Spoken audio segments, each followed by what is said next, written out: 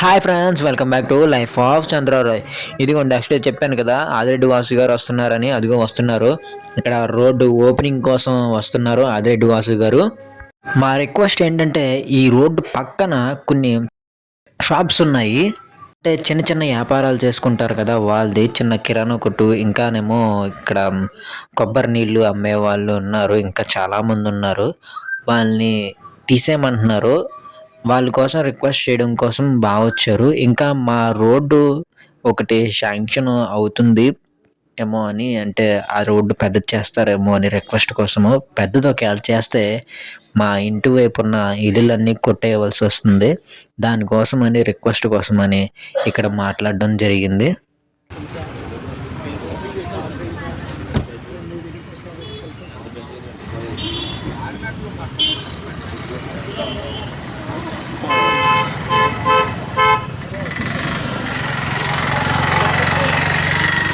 ఇప్పుడు ఇక్కడ right side ఉన్న కొట్లు అవి తీసేయమంటున్నారు.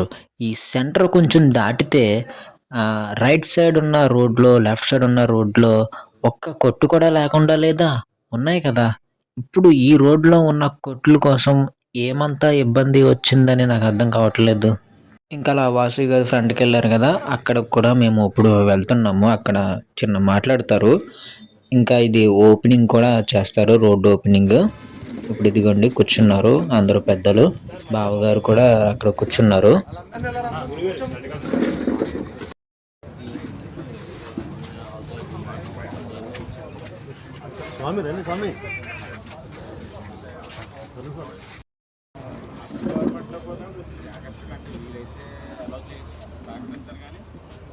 ఆఫీసర్స్ తోటి బాబా నగర్లో చాలా రోడ్లు ఇచ్చేసాం. సీసీ రోడ్ అని చాలా జాగ్రత్తగా పెట్టేవాళ్ళం.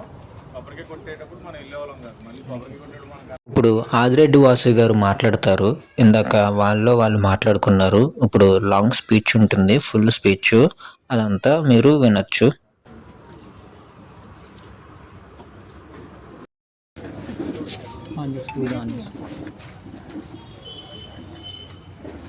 శాసనమండలి సభ్యులు మరియు శాసనమండలి BJP floor leader, chief whip అయిన సోము వీర్రాజు గారికి, అలాగే జనసేన కార్పొరేషన్ అధ్యక్షులు వై శ్రీనివాస్ గారికి,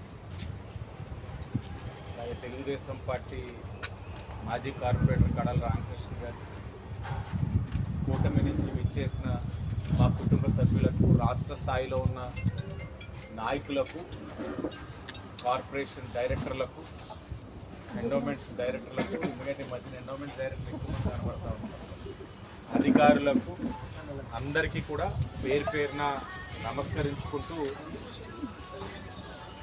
నాయకుడు అన్నవాడు తాత్కాలిక ఆలోచనతో ఉండకూడదు. నాయకుడు అన్నవాడికి ఒక దీర్ఘకాలికమైన ఆలోచన ఉండాలి, కార్యాచరణ కూడా ఉండాలి. దీర్ఘకాలికమైన ఆలోచన, కార్యాచరణ ఏంటన్నదానికి నేను మరలా చెప్తాను. కానీ తాత్కాలిక ఆలోచనలు ఏ విధంగా ఉంటాయంటే, ఉన్నాట్లని చెడగొట్టడం, లేకపోతే ఉన్నాట్లకి మధ్యన డివైడర్లు పెట్టడం, ఆ డివైడర్లకి బిల్లలు అంటించడం, లేకపోతే ఉన్న పార్కులనే మరలా డబ్బులు పెట్టి ఆ పార్కులనే సుందరీకరణ చేయడం. సుందరీకరణ అన్న దాన్ని అభివృద్ధి అని భ్రమలో ఉండడం అన్నది తాత్కాలిక ఆలోచన ఉన్న వ్యక్తులు. అది గత పాలకులు వైసీపీ ప్రభుత్వంలో ఎవరన్నది మీకు చాలా స్పష్టంగా తెలుసు. భవిష్యత్తు కోసం ఆలోచిస్తూ నా అన్నదానికన్నా నేనున్న చోట అందరూ బాగుండాలని ఆలోచించే తత్వం కలిగిన వాళ్ళే నాయకులు అవుతారు. ఈరోజు సీనియారిటీ అన్నదానికి అద్దం పట్టే విధంగా ఈరోజు పెద్దలు సోము వీర్రాజు గారు చేయిస్తున్న ఈ కార్యక్రమాన్ని మనం అందరం కూడా మనస్ఫూర్తిగా అభినందించాలి. అసలు నగరంలో అభివృద్ధి అంతా ఇటే వెళ్తూ ఉంది. ఇంత అభివృద్ధి జరుగుతూ ఉంది,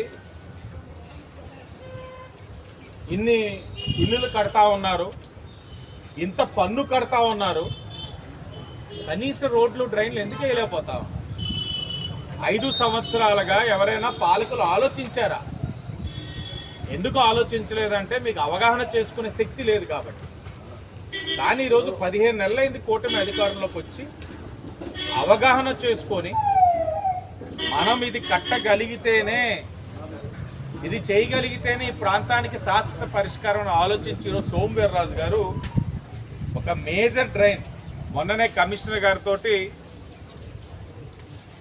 ఏ విధంగా చేస్తే ఈ ప్రాంతానికి ఒక శాశ్వత పరిష్కారం చూపించారు. అది సుమారు 2.5 కోట్లతోటి ఆ పని అతి దగ్గరలో చేయబోతా ఉన్నాం. అది చేయడంతో ఈ ప్రాంతానికి శాశ్వత పరిష్కారం. ఆ 2.5 కోట్లతోటి ఆ పని అయితేనే మరొక 3.5 కోట్లతోటి ఇక్కడ డ్రైన్లు కానీ రోడ్లు కానీ వేసుకోవడానికి అవకాశం ఉంటుంది. అది వెయ్యాలి అని అంటే ఈ పని అవ్వాలి. అసలు ఈ పని అంటూ ఏంటా అన్నది తెలుసుకోవాలని అంటే బుర్ర ఆలోచించే శక్తి ఉండాలి. వాళ్ళకి లేదు. ఈ కూటమిలో ఉంది కాబట్టి ఈయన గైడ్ చేశారు, మనం అందరం నడుస్తూ ఉన్నాం. దాంతోపాటు ఈరోజు ఇంకొక 2 రోడ్లకి మనం శంకుస్థాపన చేసుకోబోతా ఉన్నాం. 2 రోడ్ల విలువ 65 లక్షలు. ఆ 65 లక్షలు కూడా ప్రతిపాదించింది గౌరవ శాసన మండలి సభ్యులు సోము వీర్రాజు గారని కూడా ఈ సందర్భంగా తెలియజేస్తారు. ఆశ్చర్యం ఏంటంటే సోము వీర్రాజు గారు ఒక పక్క నుంచి ఇది ప్రతిపాదిస్తూ ఉన్నారు, నేను ఒక పక్క నుంచి ఇది ప్రతిపాదిస్తూ ఉన్నా. కూటమి నాయకులు ఎక్కడికక్కడ బీజేపీ, తెలుగుదేశం, జనసేన వాళ్ళు ప్రతిపాదిస్తూ ఉన్నారు. ఇన్ని ప్రతిపాదనలు చేస్తూనే ఉన్నాం. కానీ 5 సంవత్సరాలు అసలు వాళ్ళు ఏం ప్రతిపాదించారు, ఏం జరిగింది అసలు ఏం అర్థం కావట్లా. ఆలేగానే ఏదైనా చేసి ఉంటే ఇన్ని ప్రతిపాదనలు రావు కదా. ఇన్ని ప్రతిపాదనలు ఎందుకు వస్తూ ఉన్నాయి? వాళ్ళు ఏమీ చేయలేదు కాబట్టి. ఈరోజు ఎక్కడికక్కడ పార్కులు డెవలప్ చేస్తూ ఉన్నాం. ఇది 1వ వార్డులోకి వస్తుంది. అతి దగ్గరలో ఈ 1వ వార్డులోనే 4 పార్కులు కూటమి ప్రభుత్వం అభివృద్ధి చేస్తూ ఉందని సందర్భంగా తెలియజేస్తాం. మొన్ననే 10వ వార్డులో 4 పార్కులు చేసుకుని ఉన్నాం. అలా ఎక్కడికక్కడ సుమారు 30 పార్కులు కూటమి ప్రభుత్వం అధికారంలోకి వచ్చిన తర్వాత డెవలప్ చేస్తా ఉన్నాం. కారణం ఏంటి? ఆ 30 పార్కులో రోజు వెళ్ళి మేము ఆయన వాకింగ్ చేస్తామా? లేకపోతే దేనికి?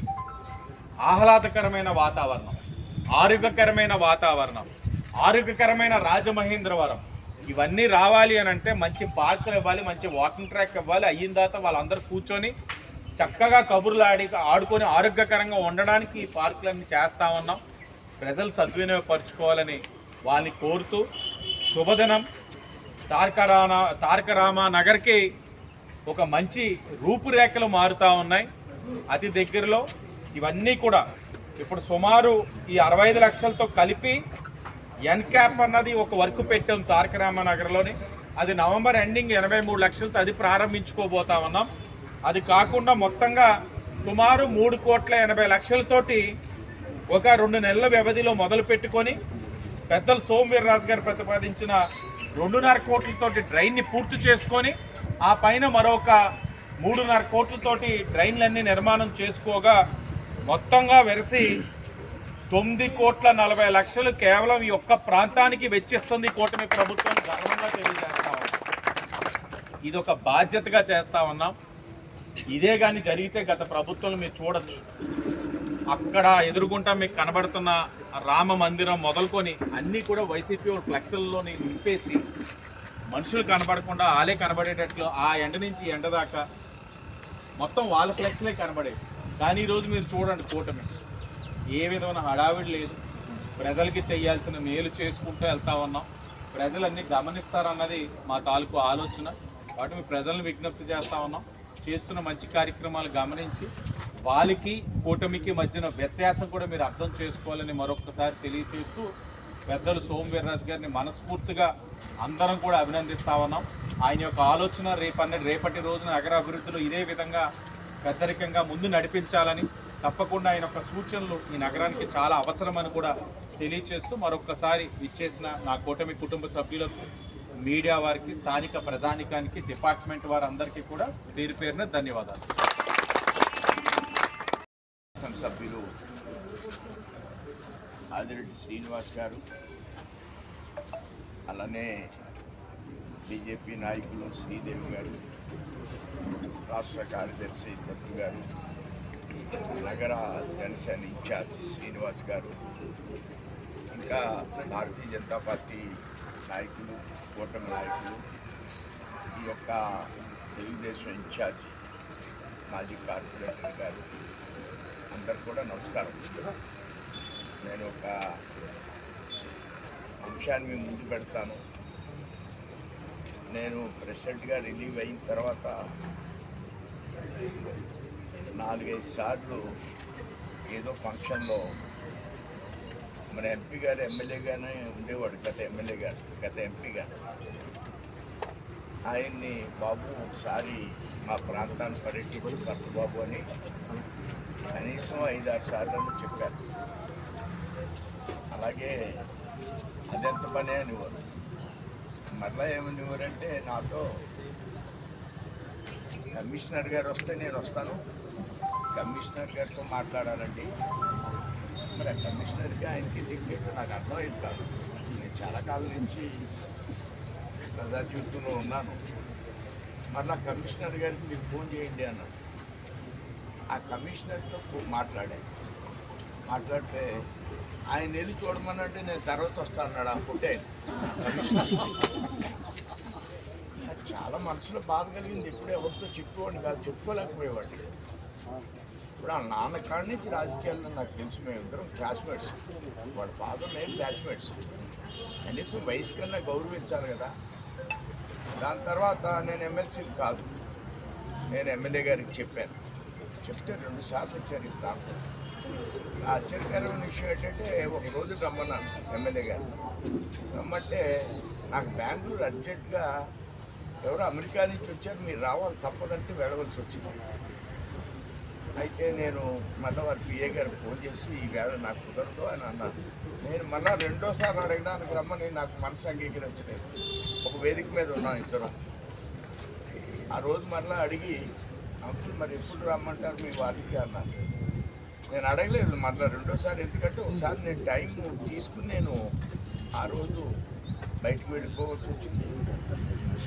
అప్పుడు వారికి మీ ఇష్టం అంటే అని చెప్తే వెంటనే డేట్ ఇచ్చి మొత్తం వాళ్ళంతా పర్యటించారు ఫస్ట్ టైం. మళ్ళా 2వ సారి మళ్ళీ వచ్చాను. 2వ సారి మొత్తం అంతా కూడా పరిశీలన చేశాను. పరిశీలన చేసి అర్థం చేసుకుని మనం ఈ ఏరియాలో నేను ఇల్లు కట్టేటప్పుడు ఇది 4,000 పెట్టి గజం కొన్నాను. ఇక్కడ కొద్దిగా తక్కువ రేట్ అవుతుంది, ఇది ఇండస్ట్రీస్ నుంచి కూడా ఎలిమినేట్ కాబడుతుందని తెలిసి ఈ ప్రాంతంలో కొని ఇది కార్పొరేషన్లోనే ఉంటుందని నేను ఇక్కడ ఇల్లు కట్టుకుని, అప్పుడు ఎమ్మెల్సీగా ఉన్నప్పుడు చంద్రబాబు నాయుడు గారిని అడిగినప్పుడు ఒక 5 కోట్లు ఇచ్చారు, కొన్ని పనులు చేశారు. ఈ ప్రభుత్వంలో ఇంకా స్పీడ్గా మనం అనుకున్న రెండోది, అసలు దీనికి దారుణమైన విషయం ఏంటంటే మన దగ్గర నుంచి నీళ్లు బయటికి వెళ్ళడానికి అవకాశం లేదు ఈ ఏరియా నుంచి. పెద్ద స్ట్రాటజిక్ కండిషన్ ఇది. ఈ పక్కన ఉన్నది పక్కన మెయిన్ రోడ్ ఇలా కాలం తీసుకొని నీళ్ళు వెళ్తాయంటే అది అవకాశం లేదు దీనికి. అలాంటి పరిస్థితి ఏరియాకు ఉంది. అలాంటి దానికి రామరాజు గారు ఉన్నప్పుడు పరిష్కారం చూపించారు. ఇప్పుడు ఎమ్మెల్యే గారు 2వ పరిష్కారం. అదైతే ఎక్కడికి శ్రీరామపురం పైనుంచి ఉన్నవాళ్ళు, దాని ఏరియా అయితే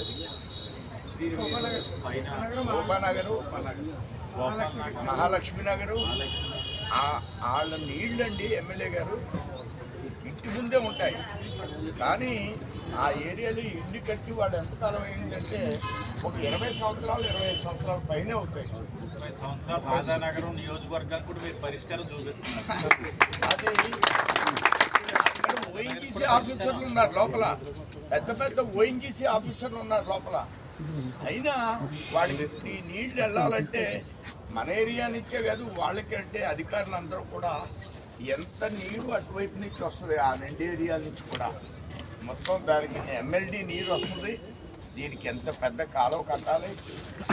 2వసారి నిన్న కమిషనర్ గారితో అపాయింట్మెంట్ తీసుకుని ఎమ్మెల్యే గారు మన కమిషనర్ గారి దగ్గర కూర్చోబెట్టి అక్కడ వారితో మాట్లాడితే కమిషనర్ గారు కూడా నేను 2 డిపార్ట్మెంట్లు పోయినసారి కూడా పోలీస్ క్వార్టర్స్లో వచ్చి నీరు బయటకు వెళ్ళి ఇప్పుడు కూడా పోలీస్ క్వార్టర్స్ ఓఎన్జీసీ గోడ పక్క నుంచి మనకి డ్రైనేజ్ వెళ్ళాలి. ఇది కూడా వారు చేస్తానని చెప్పారు. నిజంగా ఈ విషయం పరిష్కారం అయితే మనం ఎన్ని బిల్డింగులు కట్టుకున్నప్పటికీ మన నీళ్లు బయటికి వెళ్ళలేని పరిస్థితి ఉంటే ఇంకా మనం అది కట్టేస్తున్నాం, ప్లాన్లు ఇచ్చేస్తున్నాం. కానీ దానికి పరిష్కారం అనేది ఇంతకాలానికి లభించినందుకు నిజంగా నా జన్మ సార్థకం. మనం వాడుకునే నీళ్లు బయటికి పంపించలేకపోతే ఇంకా మనం చేసే విషయం ఏముంటుంది? రోడ్డు వేసినా ఆ రోడ్లు పోతాయి. అందుకంటే ముందు వారు అర్థమైంది, ఆయనకి అర్థమైన ముందు ఆ డ్రైనేజ్ కడదాం అనుకుని ఆ డ్రైనేజ్కి ఆల్మోస్ట్ పర్మిషన్స్ అధికారులు దానికి సంబంధించినటువంటి మొత్తం రివ్యూ చేసి పర్యటన చేసి ఆ డ్రైనేజ్ కూడా వారు సారథ్యంలో మనకి ఈ ఏరియాకి పోనీ ఇదంతా ఓ 10,000 మంది ఉంటారంటే మనకు సంబంధించిన ఒక పోలింగ్ బూతే అంటే ఉన్నది ఒక 1000 మంది ఉంటాం ఇక్కడ. ఇల్లు దూరంగా ఉంటాయి, సమస్యలు డెవలప్ అవుతున్నాయి కాబట్టి హైయెస్ట్ ట్యాక్స్ పేయర్స్ మరి ట్యాక్స్ అంతా ఐడియా లేదు. కానీ మొత్తం మీద వారు పెద్ద మనిషికి, నేను వయసులో పెద్దవాడిని, ఆయన్ని నిజంగా మనస్ఫూర్తిగా ధన్యవాదాలు, అభినందనలు. అంతకంటే పెద్ద మాట ఉపయోగిస్తే మంచిది కాదు కాబట్టి హృదయపూర్వకంగా వారికి ధన్యవాదాలు తెలియజేస్తున్నారు. నగరంలో తిరుగుతూ వాళ్ళకి ఈ నగరం మీద వాళ్ళ నాన్నగారికి కానీ వాళ్ళకి కానీ ఆయనకి కానీ పిన్ టు పిన్ను ఆలోచన ఉన్నటువంటి పెద్దలు. అంటే రాజకీయాల్లో ఉండడం వేరు, ఎక్కడ మనం ఏం చేయాలి, మన కార్యకర్తలు ఎవరు, ఆ ప్రాంతం ఏంటి, దాని అభివృద్ధి ఏంటి, దాన్ని ఏ విధంగా చేస్తే నగరం ముందుకు వెళ్తుంది అనేటువంటి ఒక తపనతో ఉన్నారు. పోయినసారి ఆయన ఎమ్మెల్యేను ఎంపీను రెండు కలిపి ఆయనే మనకి.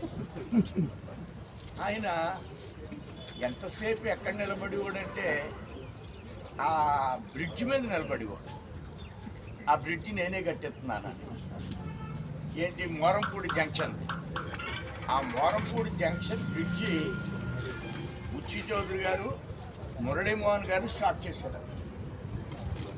అది ఎవరికి తెలియదనో ఏంటో మరి మనకు తెలియదు.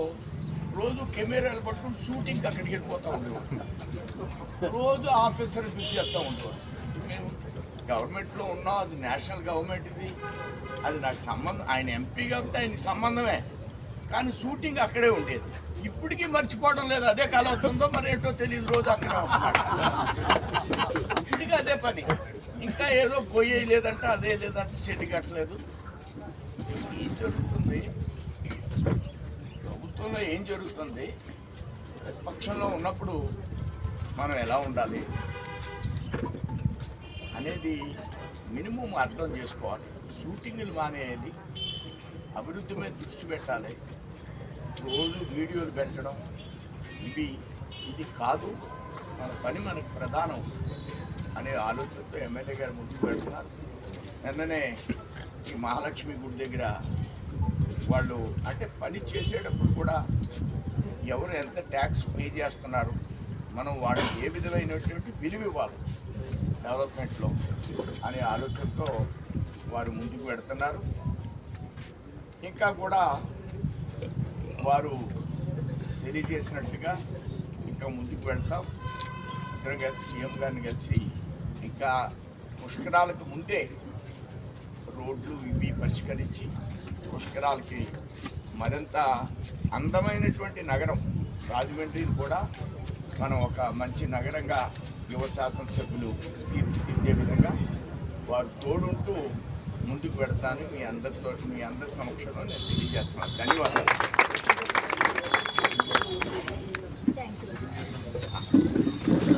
మన పెద్దలు మాట్లాడేశారు. ఇప్పుడు ఇంకా రోడ్ ఓపెనింగ్ కోసం ఇక్కడికి వచ్చారు.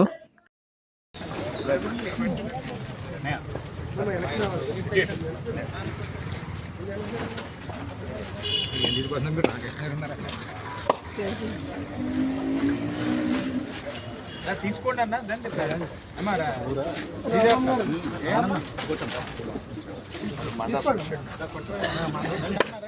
మా ఇన్ఛార్జ్ గారు రాలేదు ఇవాళ. కొట్టారా ఈ 5 డివిజన్కి ఆవిడ ఇన్ఛార్జ్ మా అమ్మతో నేను వచ్చాను అక్కడికి ఇప్పుడు అది ఓపెనింగ్ చేసాం మన మీద ఆయన డిసిప్లిన్ యాక్షన్ తీసుకుంటున్నాం లేకుండా వచ్చింది కదండి ఆవిడ నేను చెప్పాను ఎమ్మెల్యే గారితో డైరెక్ట్ గారు కొట్టండి ఎమ్మెల్యే గారితో ఏమంటే ఈ 5 వార్డులకి నేనే ఇన్ఛార్జ్ గ్రాంట్ ఎక్కువ ఇవ్వాలి మీద ఆల్రెడీ చెప్పేసాను. సమస్య కూడా ఆవిడకి సాఫ్ట్ గా డీల్ చేయమ్మా హార్ట్ వద్దాం మళ్ళీ మన ఓట్లు ఇవన్నీ వస్తే వచ్చేస్తుంది ఎక్కడికి వెళ్ళి ఉంటాను.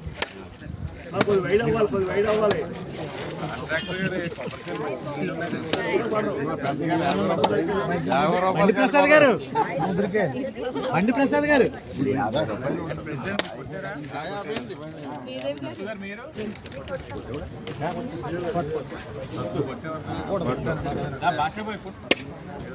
డైరెక్టర్ గారు రాష్ట్ర డైరెక్టర్ గారు ఏమన్నా కొట్టేదండి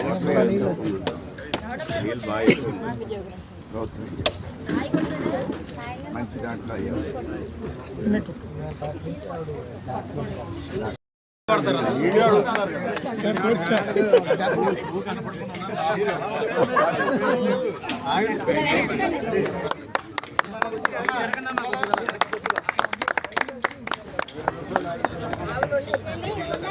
అమ్మ తల్లి 2 steps back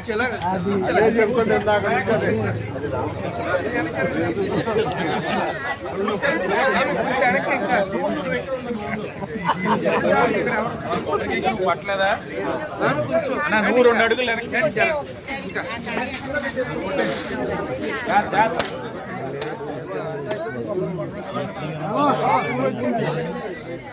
లాస్ట్ లో కాదు 3 రోజుల నుంచి సోమరాజు గారు ఎక్కడికి వస్తుంటే అక్కడ మాకు పువ్వులు పడుతున్నాయి.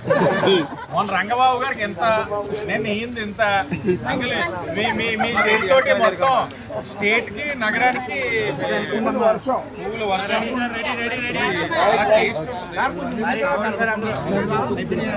అంటే ఆ పువ్వులు వేరే ఈ పువ్వులు వేరే అయిపోయినాయా పువ్వులు అయిపోయినాయా.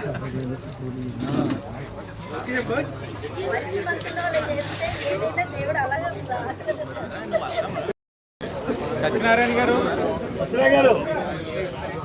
సత్యనారాయణ స్వామి జాన్ సత్యనారాయణ గారు పైకల్లా వచ్చేస్తే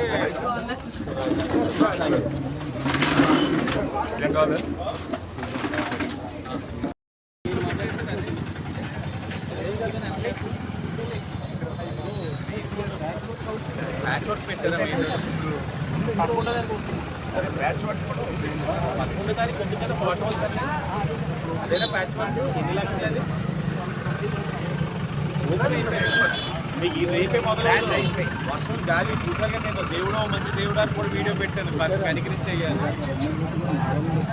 వర్షాలు ఎక్కడ అవుతున్నాయన్న గ్యాప్ ఇచ్చి మనం ఇప్పుడు చేసామనుకో మళ్ళీ కొట్టుకుపోయిందని ఎలా అడుగుతారు తెలుసా ప్రజలు. మా డబ్బుకి బాధ్యత లేకుండా స్టార్ట్ చేస్తున్నారు.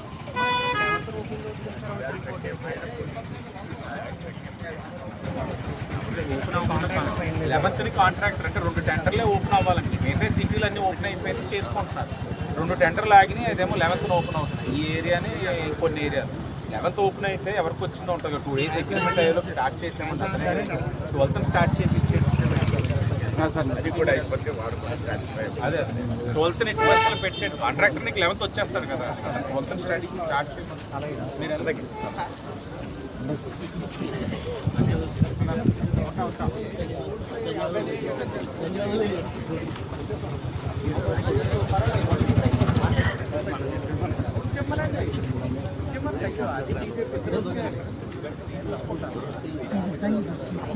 ఒక 10 to 15 days వస్తుంది.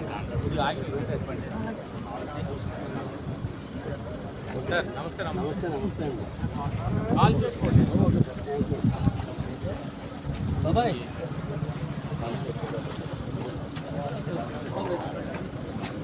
ఇప్పుడు ఈ షాప్స్ ఉన్నాయి కదండి, ఈ షాప్స్ ఒకప్పుడు తీసేయమని చెప్పారు, కానీ ఇప్పుడు దాని గురించి టాపిక్ ఏం రాలేదు. ఇంకా వాసు గారు చాలా బాగా మాట్లాడారు.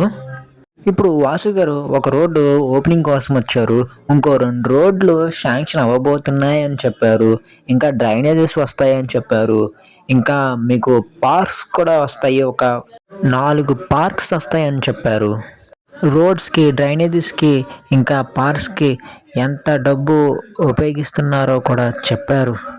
నెక్స్ట్ ఈయన పేరు వచ్చేసరికి సోమ్ వీర్రాజు గారు. ఈయన బీజేపీ పార్టీలో ఉంటారు.